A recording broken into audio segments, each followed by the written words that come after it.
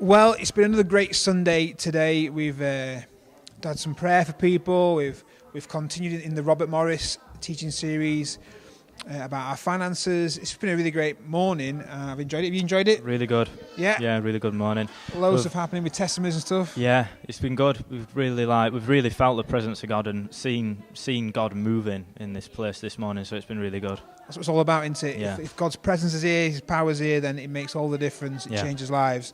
So we wanted to just give you a quick roundup about the message today, what we've been hearing about from God. And as I mentioned, we've been continuing it in the Robert Morris stuff that we've been doing. Blessed life. Yeah. And today was all about multiplication. Yes, it's really good. Yeah. Which obviously, his first thing he mentioned was obviously that multiplication's way better than addition. Yeah. I mean, I don't know how you feel about stuff like this, but or what you've experienced in your own life. But I guess the perception is that if I give to God in some way, that He'll give back, and it's usually the same or a bit extra or whatever would be great. But actually, the Bible talks about God multiplying. Yeah.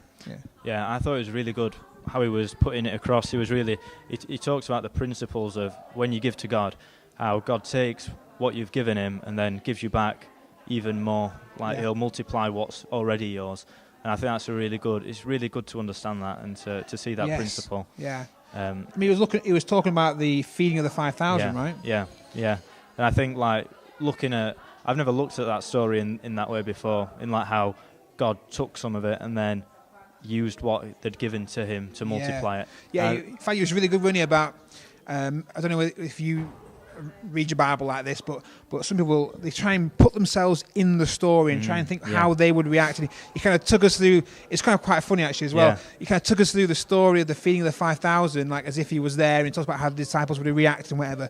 But what he brought out was that as the disciples kind of handed out the bread, it multiplied in their hand. And so he said a couple of things which was really, really good. The first thing was that the disciples took the food to Jesus and he blessed it.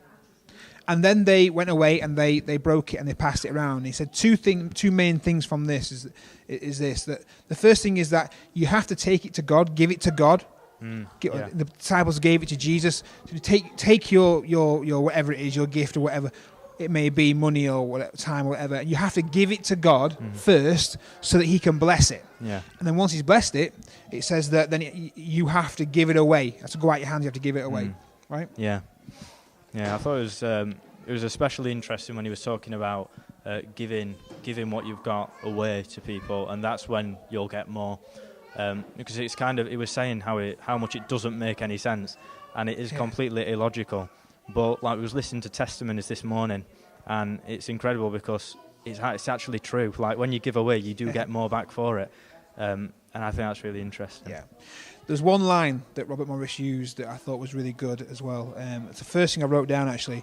It's the miracle happened in the disciples' hands, not in Jesus, not in the hands of Jesus. Yeah. And I think that's a really powerful thing for us to think about, that we often were waiting for or looking for God to do something miraculous, but actually it was what was in the disciples' hands that multiplied.